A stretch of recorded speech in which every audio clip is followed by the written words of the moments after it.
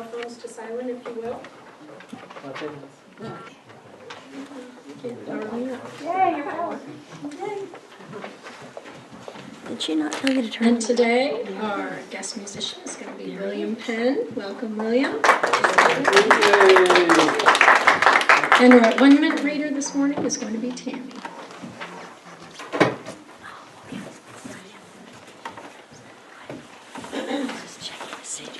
Good morning. Good morning. Today's reading by Ralph Marston. Appreciate what is. For a moment, for a day, for a lifetime, appreciate what is. Whatever may happen, whatever may be, choose to see it with perspective of gratitude and appreciation. Not every day is filled with blue skies and sunshine. Not everything you undertake turns out the way you wanted. Even so, you always have much to appreciate. There is always value to be found, always goodness to be lived. Always, when you decide to find something to appreciate, you will. Have faith that there's a positive way forward and you'll see it. Although the weather may turn nasty and people may disappoint you, there's no cause to be dismayed, for somewhere in the day, somehow in the situation, is real value. Remind yourself to appreciate what is, and you'll see that value. Appreciate what is, and position yourself to make the very best of it. Thank you.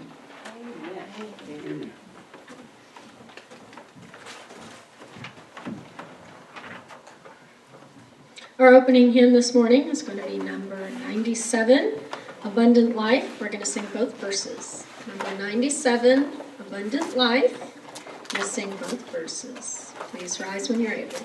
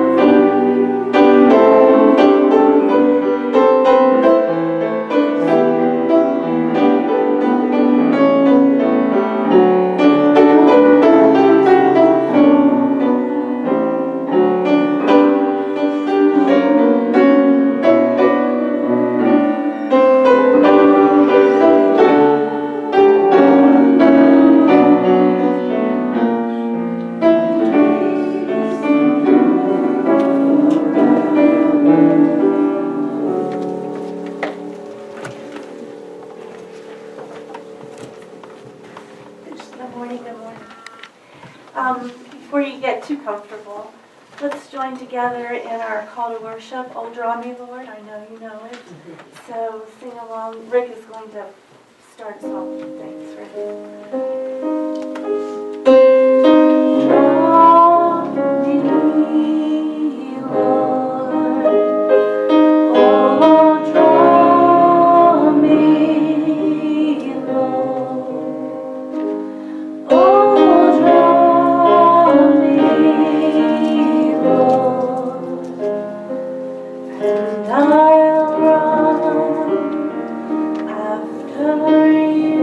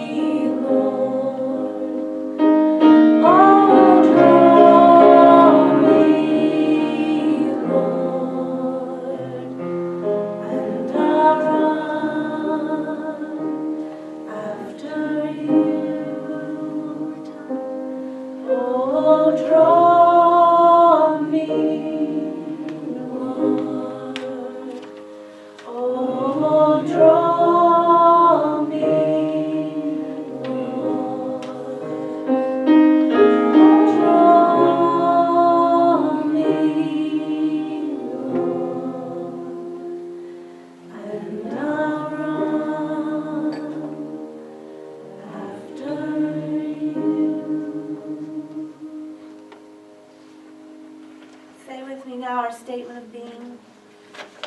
God is all, both invisible and visible. One presence, one mind, one power is all. This one that is all is perfect life, perfect love, and perfect substance. I am the individualized expression of God, and I am ever one with this perfect life, perfect love, and perfect substance. All right, Mr. Penn. Good morning. Good morning. I'm going to try something new, so bear with me, all righty?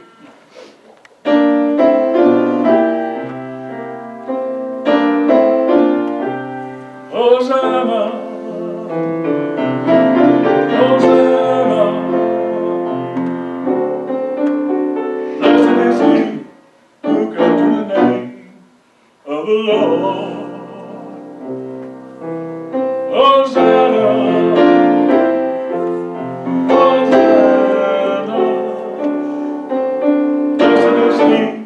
Who comes in the name of the Lord? Hosanna, Hosanna, the little children sing, to pillars, courts, and temples, the lovely anthem ring, to Jesus who had blessed them, for safely in his arms. The children sing their praises, the simplest and the best. Hosanna, Hosanna, blessed is he who comes in the name of the Lord. Hosanna,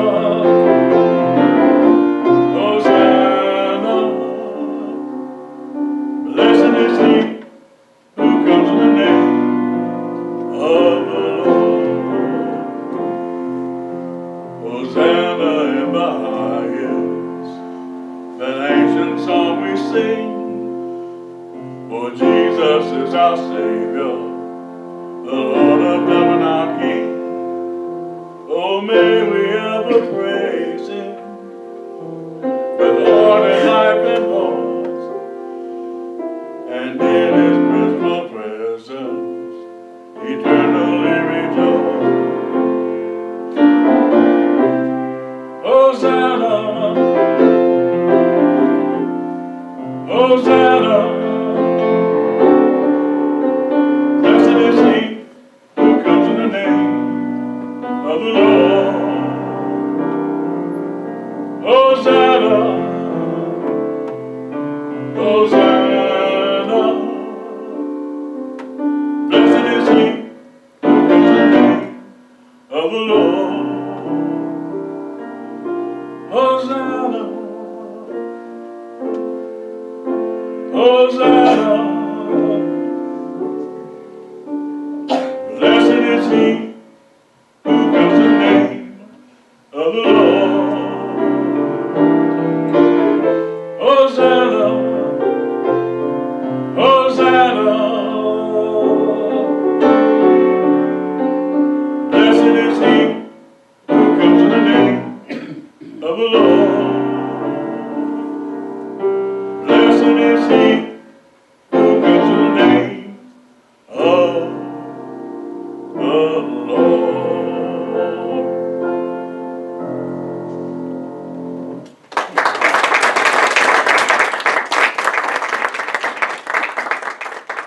Thank you. That was lovely.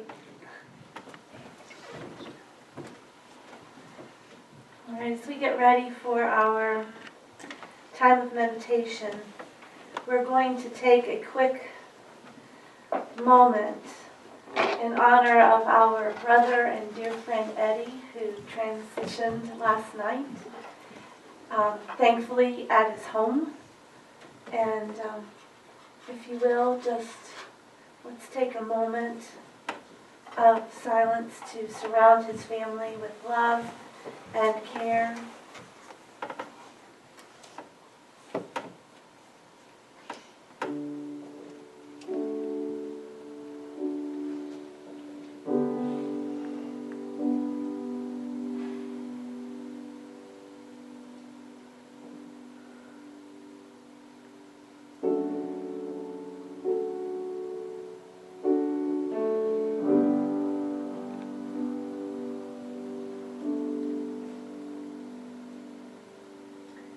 Dear God, we thank you for this wonderful life. This life that we had the opportunity to enjoy and share in. Our prayer this day is that Eddie's family is peaceful and feeling surrounded by love, fond memories, deep, deep peace. We celebrate this life. We thank you very much for the music that he shared with his world, for the laughter he brought to each of us, the kind words, sweet presence. I know, dear God, I can't help but smile when I think of him. And we know that all sorrow that might be felt today will turn into the deepest, joyous memories. We thank you, we thank you. Amen.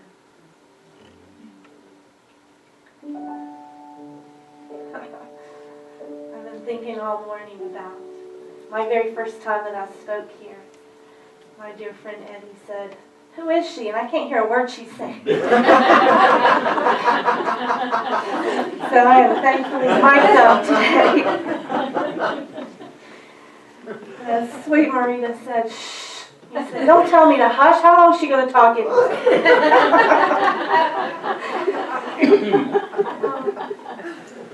I love it so much.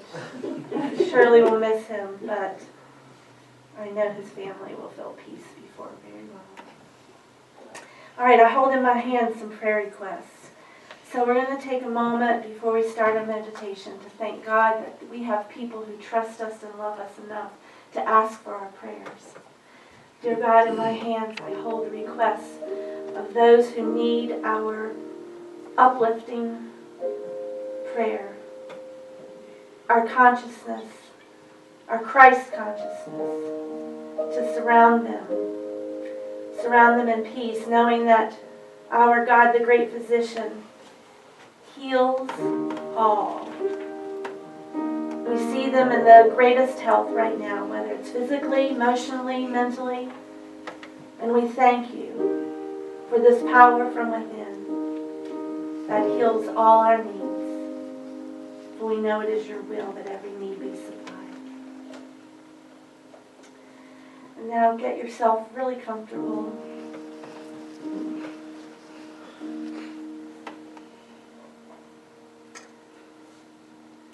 Take a deep breath in with me.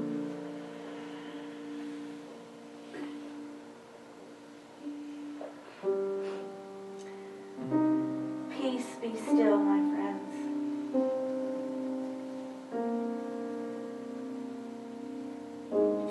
Peace and quiet and confidence will be my strength.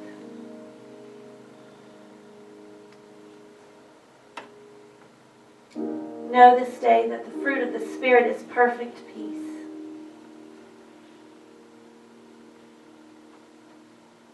Our God is not the God of confusion, but of peace, and that peace is within us right now.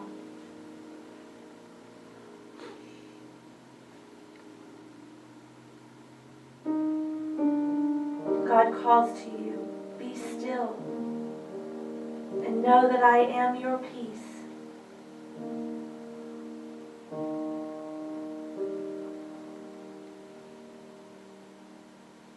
In this quiet, let your heart speak to God, for now He hears.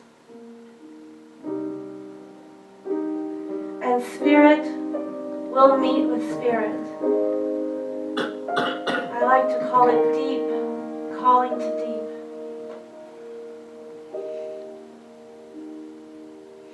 For God is closer than your own breathing.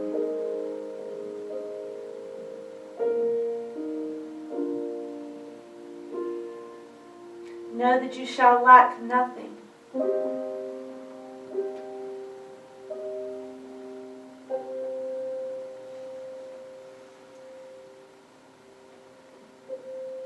Take a few moments of quiet silence.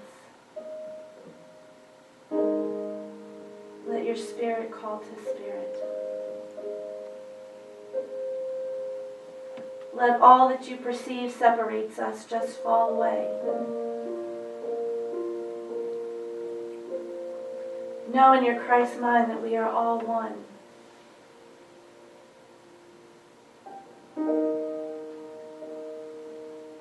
That we are all love.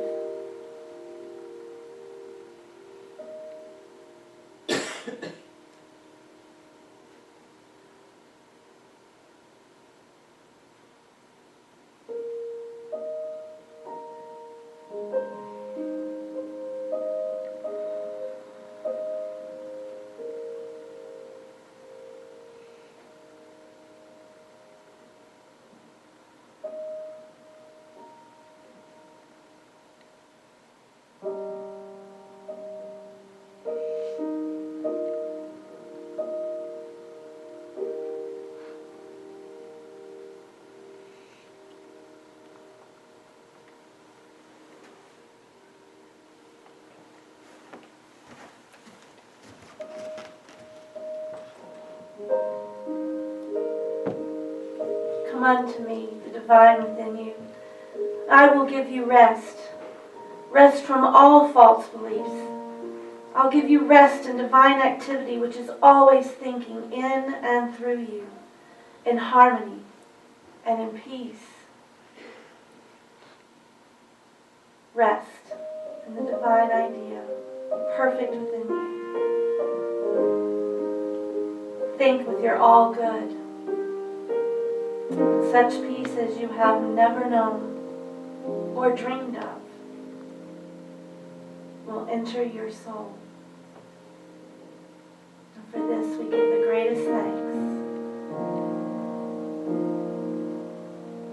And let us pray now the Lord's Prayer together. Our Father which art in heaven, hallowed is thy name. Thy kingdom is come, on earth as it is in heaven. Thou givest us this day our daily bread. Thou forgivest us our trespasses, as we forgive those who trespass against us. You leadest us not into temptation, but dost deliver us from all evil. For thine is the kingdom, and the power, and all the glory, forever and ever. Amen. I realize I skipped a verse, even though it's right in front of me.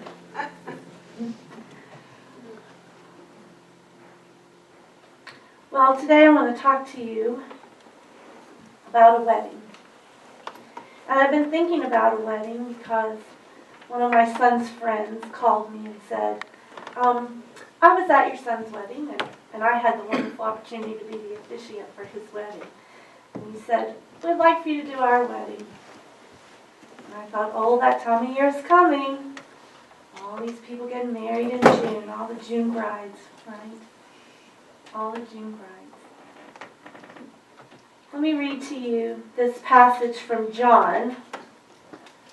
One I'm thinking you're familiar with, the wedding at Cana. It's John chapter 2, verse 1 through 11. And because my tablet allows me, I can make it bigger. I don't need glasses. Oh. On the third day of a wedding that took place at Cana in Galilee, Jesus' mother was there, and Jesus and his disciples had also been invited to the wedding. When the wine was gone, Jesus' mother said to him, they have no more wine. Woman, why do you involve me? Jesus replied, my hour is not come. His mother said to the servants, do whatever he tells you. Nearby stood 6 stone water jars, the kind used by the Jews for ceremonial washing, each holding from 20 to 30 gallons. Jesus said to the servants, fill the jars with water. So they filled them right to the brim. Then he told them, now draw some out and take it to the master of the banquet. They did so, and the master of the banquet tasted the water that had been turned into wine. He did not realize where it had come from, though the servants who had drawn the water, they knew where it had come from. Then he called the bridegroom aside and he said, everyone brings out the choice wine first, and then the cheaper wine after the guests have had too much to drink. But you saved the best till now. What Jesus did here in Cana of Galilee was the first of the signs through which he revealed his glory, and his disciples believed in him. Isn't that a lovely story? Well, let's talk about weddings during this time.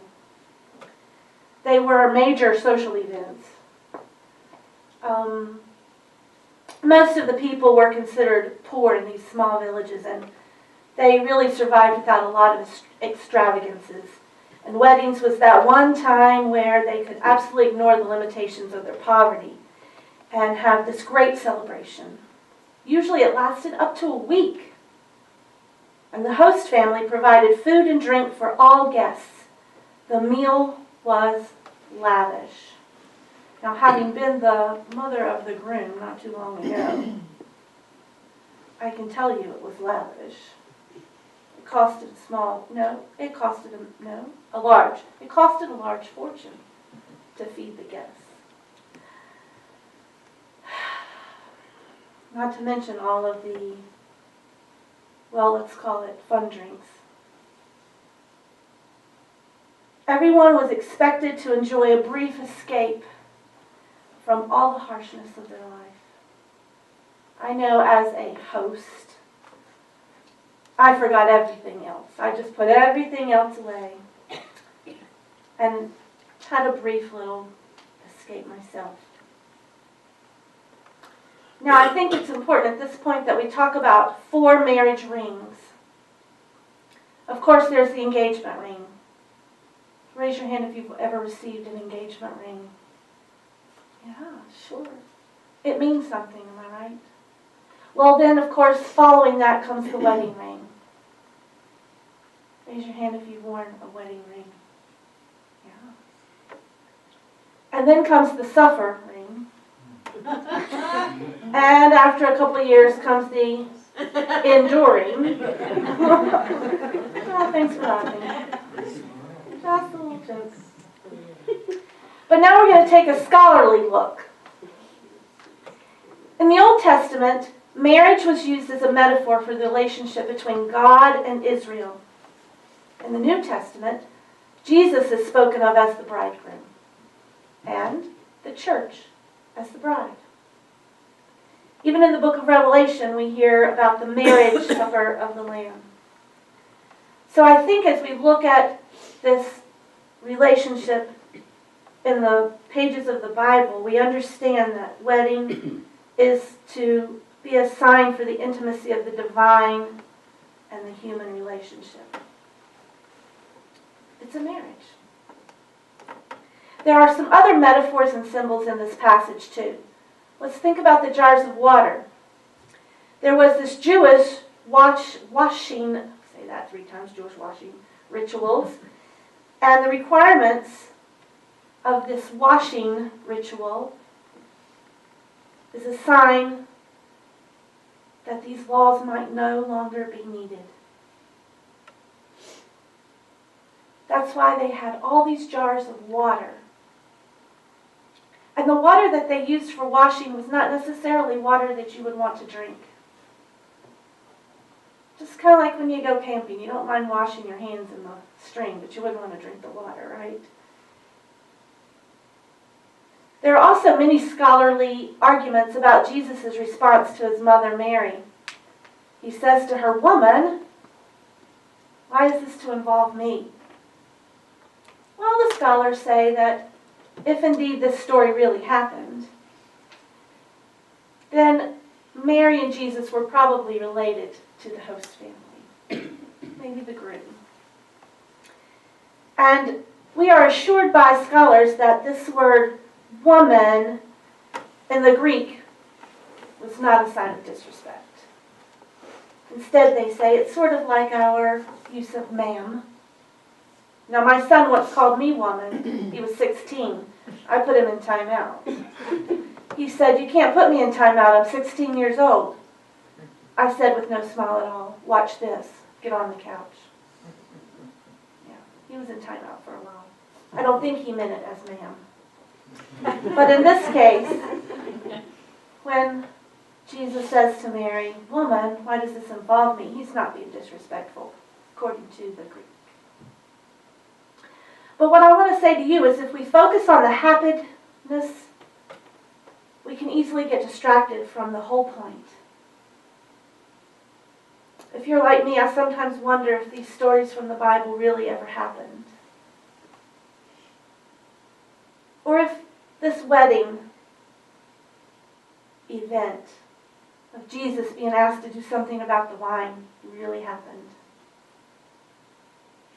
Some of us may marvel over and over again about all the stories we read about of Jesus doing this or that on any particular day in the past. But I say don't get distracted from the point. This is a beautiful story. And the meaning of the story is the sign, as John puts it. Forgive me for just a minute if I use a play on words. Signs signify something. And what they signify is their significance. Signs point beyond themselves. They provide for us this opportunity to see behind the sign the identity of maybe the one who is performing the sign. In John 20:31, we hear this. These signs are written that you may believe. And indeed, the end of our passage says, and the disciples believed in him. Wanda used to work for a sign company.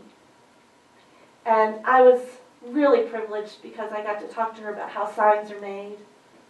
All the neon signs or the big huge signs. It was really a fascinating process. A lot of work goes into making those signs. Sometimes she would talk to me about the people who wanted the signs made and how important it was that the sign said the exact same right thing as the buyer wanted it to say. Because if it didn't, it just wouldn't work, even if one little word was different. Well, my friends, when I read this story again and thinking about weddings, pardon me, but I saw the sign. I really did see a sign in this story, and that's what I want to share with you. Because this sign called me to my knees. I became severely aware that God really loves me. Really, really loves me. Enough to turn all my water jars, into vessels of the finest wine. Think about that for a minute. No matter how much I study, no matter how many good deeds I do, no matter what positions I hold, no matter where I stand in this sanctuary, this room, I am absolutely nothing without God's love.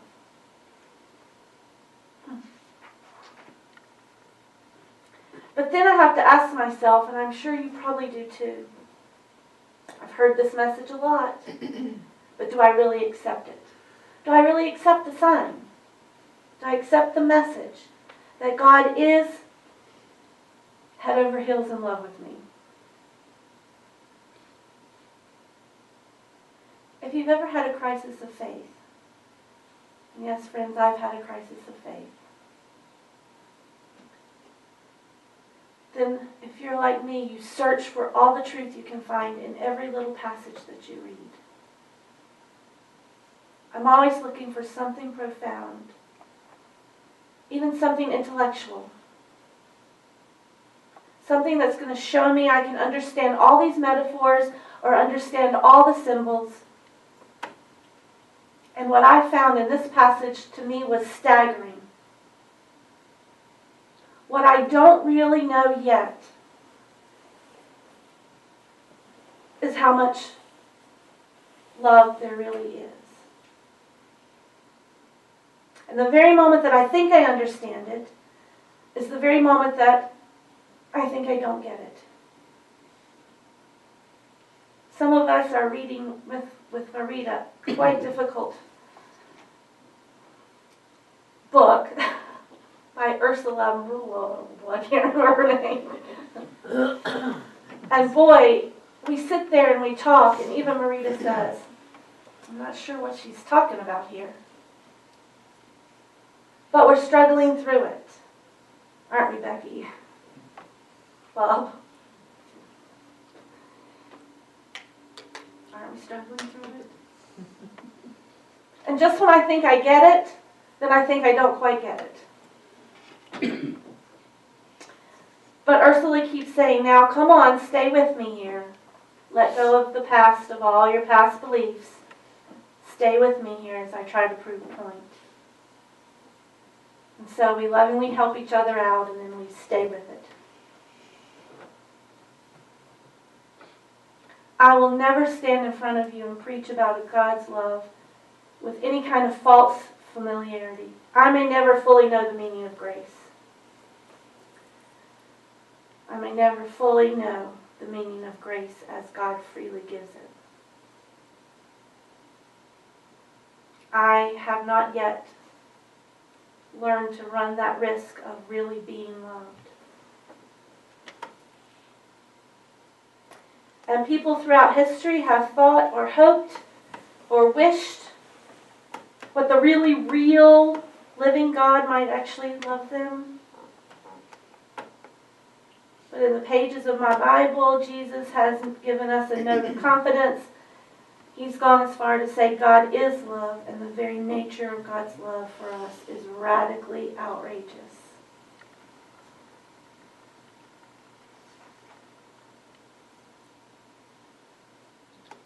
In this place, and with you all, I'm always being told anew, in an unmistakable language of love, you are loved. And God is with me. God is in me. God is in you. And as I've lived my life, I've acquired some pretty good self-awareness, some pretty good, honest insight into my own personality. I know my weaknesses pretty well. And there have been times when I've cried out for God's grace, like I imagine you have. I've asked myself, how is God going to turn the water of my everyday life into wine of God's love? You see, in this story, the stone jars aren't meant to hold the wine. They're only meant to hold the water.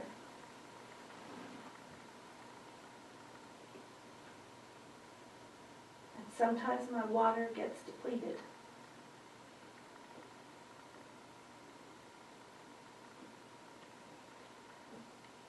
I've been like Mary before, and I've said to God, right, God, the wine in my life is running out.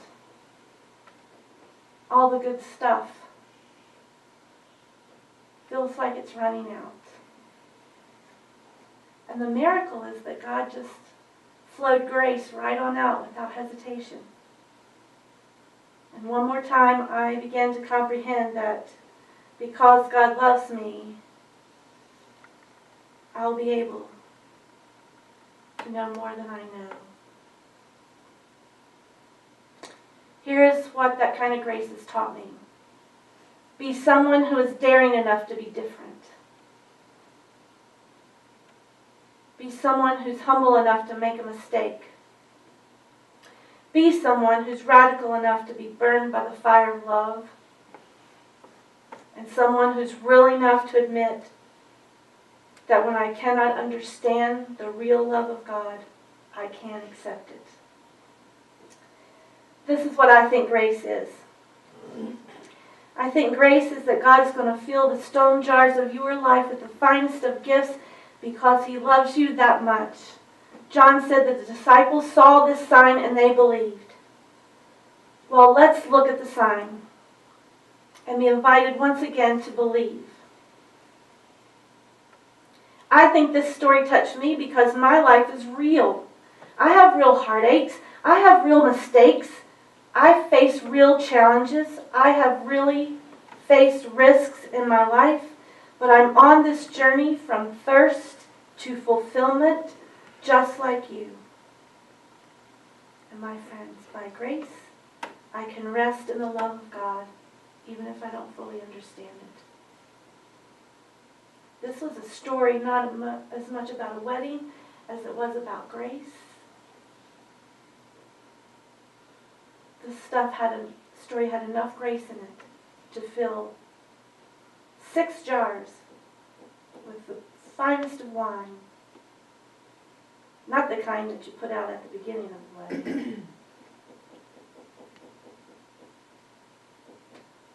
It was the kind of wine you get when God fills your wine jars. It was 180 gallons of grace. And even if I don't accept it,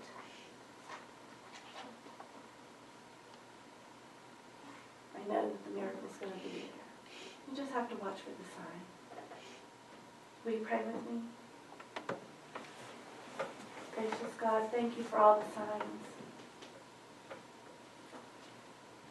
Thank you for the sweetest, most wonderful wine. Thank you for changing the water of my life to overflowing goodness.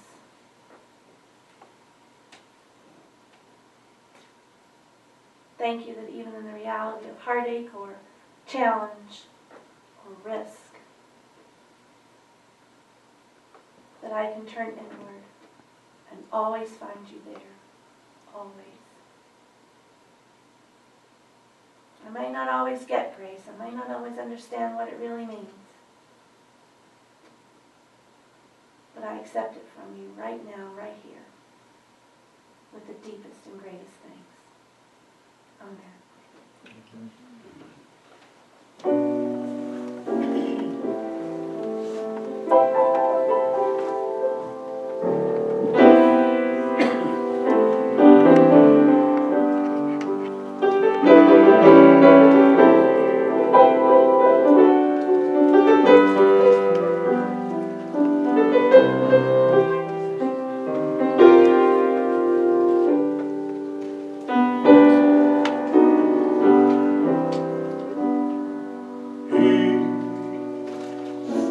Is Lord,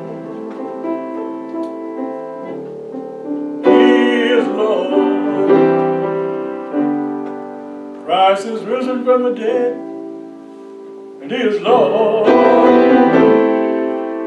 Every knee shall bow, every tongue confess that Jesus Christ is Lord. He is Lord. He is Lord. Christ is risen from the dead, and He is Lord. Every knee shall bow, every tongue confess that Jesus Christ is Lord. Oh, how He loved you and me. Oh, how He loved you and me. He gave His life. What more could He give? Oh, how He loves you. Oh, how He loves me. Oh, how He loves you and me. Jesus to Calvary did go. His love for all to show. What He did there brought hope from despair. Oh, how He loves you. Oh, how He loves me. Oh, how He loves you and me. He gave His What more could he give? Oh, how he loves you. Oh, how he loves me. Oh, how he loves you and me.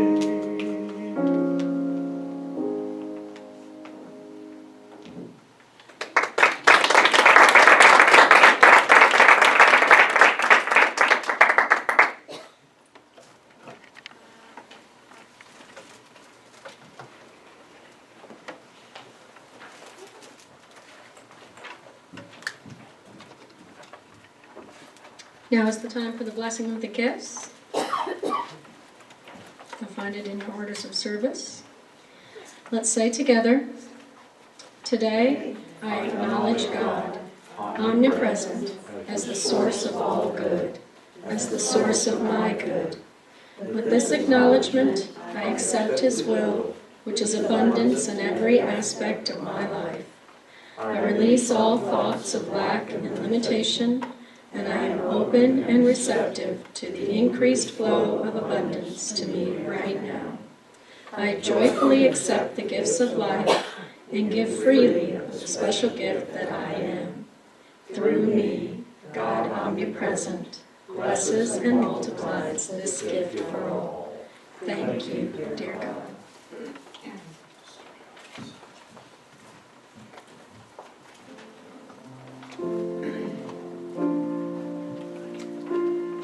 Please take a moment to turn to someone nearby and thank them for the special gift that they are.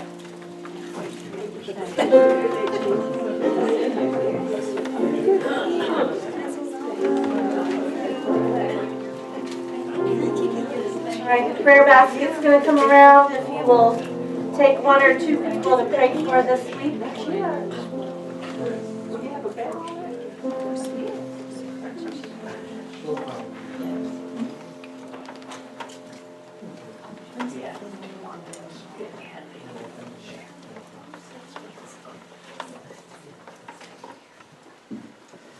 Good morning. Today is birthday Sunday. Well, actually, it's supposed to be next week, but we're doing it today.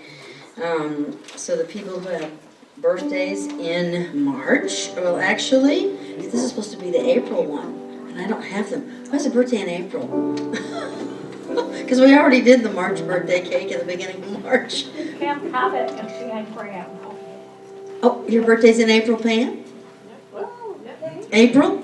April birthdays are what we're looking for. Anybody in birthday in April? Yep, Jan.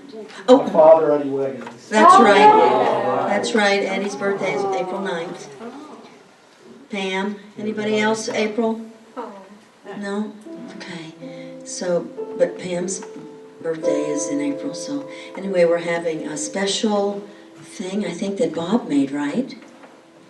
Right? Okay, so, not that Bob. Sorry. Her Bob. Bob Dieter made something very special for the April birthdays. But we're having it today because next week it's Easter Sunday, so we'll just sing happy birthday.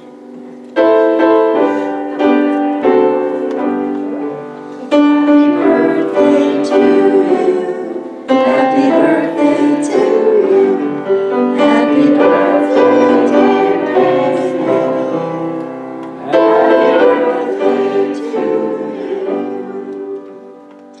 I believe Eddie would have been 97. Yes. 97. A long, music-filled life. Oh my gosh, you're kidding. Okay. There you go.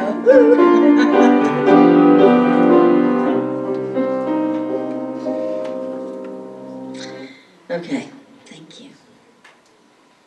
And we know that William, you had a very long musical relationship with Eddie. Yeah, I know you do. So this week's flowers are sponsored by Jan, and they are for Kathy T. for her birthday. So these beautiful yellow and white flowers are for you. Kathy, please take them home. And the only other message that I really have here is that the ballots for the board members, because we'll be voting at the annual meeting, or at least by the annual meeting anyway in May. I will have the ballots. It appears, I guess, that no one is, so both of the people who are running unopposed, but we still have to vote for them as a vote of confidence, otherwise, if they get no votes, they're out. But yes, no one else just jumped right up there and said, I want to be on the board. But we still have to do an election, so. And we want them, let's see, returned by she says here April 22nd. So anyway, those ballots will be available.